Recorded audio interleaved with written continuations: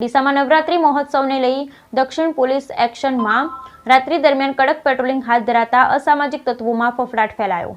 સમગ્ર ગુજરાતમાં નવરાત્રી મહોત્સવને લઈ ખેલૈયાઓ ભારે ઉત્સાહ જોવા મળી રહ્યો છે। ત્યારે નવરાત્રી મહોત્સવમાં શાંતિપૂર્ણ માહોલમાં યોજાયા અને ખેલૈયાઓ પણ મન મૂકીને ગરબે ઘૂમી શકે તે માટે ગુજરાતના ગૃહ વિભાગ દ્વારા પોલીસને ખડે પગે તૈનાત રહી કડક બંદોબસ્ત ગોઠવવા માટે સૂચના કરેલ હોય। જિલ્લા પોલીસ વડા અક્ષરરાજ મકવાણાની સૂચનાથી અને ડીવાયએસપી સીએલ સોલંકીના માર્ગદર્શન હેઠળ ડીસા દક્ષિણ પોલીસ સ્ટેશનના પીઆઈ કેબી દેસાઈ સહિત પોલીસ સ્ટાફ દ્વારા રાત્રિ દરમિયાન કડક પેટ્રોલિંગ હાથ ધરવામાં આવી રહ્યું છે। જેના ભાગરૂપે આજે દક્ષિણ પોલીસ દ્વારા ડીસા બગીચા સર્કલ અને રાજમંદિર સર્કલ પાસે રાત્રિ દરમિયાન કડક પેટ્રોલિંગ હાથ ધરી વાહન ચેકિંગ હાથ ધરવામાં આવ્યું હતું।